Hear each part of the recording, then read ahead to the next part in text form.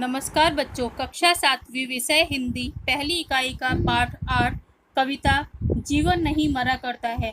इसके कवि हैं गोपाल दास सक्सेना नीरज जी। उनका जन्म 4 जनवरी 1924 कुरावली इटावा उत्तर प्रदेश में हुआ। उनकी मुख्य रचनाएं हैं बादर बरस गयो, नीरज रचनावली, नीरज की गीतिकाएं, दर्द दिया है। कविता का परिचय। कवि ने बताया है कि जीवन में एक बार असफल हो जाने का यह अर्थ कभी नहीं होता कि जीवन समाप्त हो गया है। हमें निराश न होकर फिर से प्रयास करना चाहिए। कविता इस प्रकार है।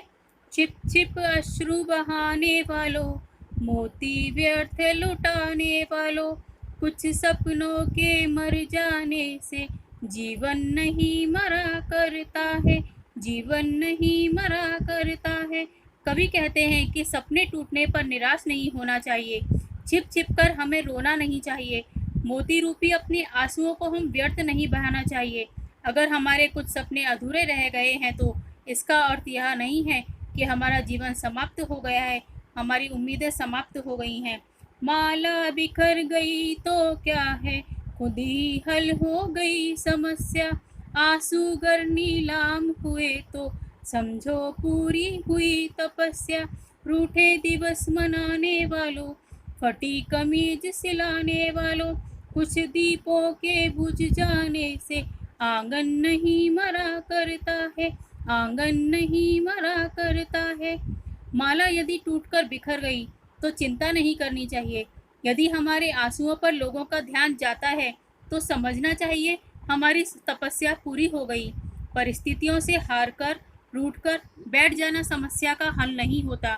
यदि कमीज फट जाए तो उसे सिलकर हम वापस इस्तेमाल कर लेते हैं, उसे फेंक नहीं देते हैं। हमें यह ध्यान रखना चाहिए कि आंगन में जलते दीपों में से कुछ यदि बुझ जाए तो भी बाकी दीपक आंगन में अपना प्रकाश फैलाते ही रहते हैं।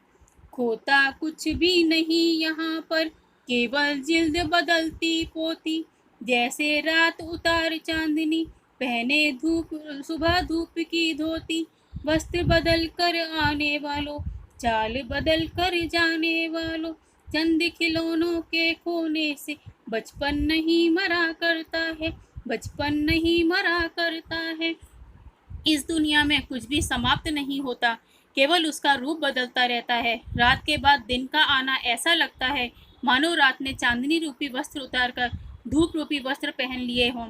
हमें यह समझना चाहिए कि बचपन में खेलते समय कुछ खिलौने टूट जाते हैं, कुछ खो जाते हैं। इसका मतलब ये नहीं कि हमारे बचपन का आनंद समाप्त हो गया है, हमारा बचपन समाप्त हो गया है। बच्चों, अब दूसरा चित्र देखो कविता का। इसकी पंक्तियां सुनो।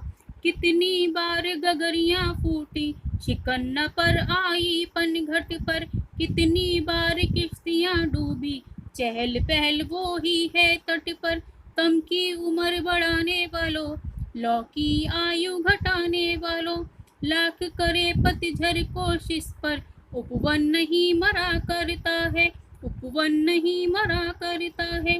पनघट पर पानी भरने वालों का हमेशा आना जाना लगा रहता है। चाहे कितनी भी गगरियां पनघट पर टूटती हैं, परंतु पनघट कभी उनका शोक नहीं मनाता। वहाँ की चहल पहल पर कोई फर्क नहीं पड़ता। निराशावादी दृष्टिकोण रखने से मन मस्तिष्क में अंधेरा पड़ता है और आशा रूपी प्रकाश की लौ की आयु कम हो जाती है। पतझड़ आता है, उपवन के पुष्प पत्ते सब झड़ जाते हैं, परंतु बसंत के आते ही सभी वृक्ष नए कोमल पत्तों से लद जाते हैं, नए फूलों और नए फलों से लद जाते हैं। पतझड़ की लाख कोशिशों के बाद भी उपवन हरा भरा रहता है, उपवन पर कोई असर नहीं पड़ता है। लूट लिया माली ने उपवन, लूटी न लेकिन गंध फूल की, तूफानों तक ने छेड़ा पर, खिड़की बंद न हुई धूल की, नफरत गले लगाने वालों, सब पर धूल उड़ाने वालों, कुछ मुखड़ों की नाराजगी से दर्पण नहीं मरा करता है, दर्पण नहीं मरा करता है। माली प्रतिदिन उपवन के सभी फूलों को तोड़ लेता है, लेकिन वह वहाँ फैली हुई सुगंध को, महक को कभी नहीं लूट सकता है। वो सिर्फ फूलों को ही तोड़ सकता है। तूफान तो आते जाते रहते हैं, परंतु सुगंध का जो स्रोत है उसका कुछ भी नहीं बिगड़ता है। वो वैसे ही बना रहता है, वो वैसे ही सुगंध बिखेरता रहता है। कुछ लोग सदा नफरत का भाव मन में लिए रहते हैं। ऐसे लोगों का काम होता है हर समय दूसरों की निंदा करना, लेकिन ये लोग भूल जाते हैं कि दर्पण का काम होता है केवल सच्चाई दिखाना। सत्य का प्रतिबिंब ही दर्पण में हमें दिखाई देता है। जो चीज़ जैसी है, जो व्यक्ति जैसा है, वो वैसा ही दिखाई देता है। इससे दर्पण पे कोई असर नहीं पड़ता है। के नए शब्द: नीलाम होना, बिक जाना। जिल्द, पुस्तक का बाह्य आवरण। शिकन, सिलवट।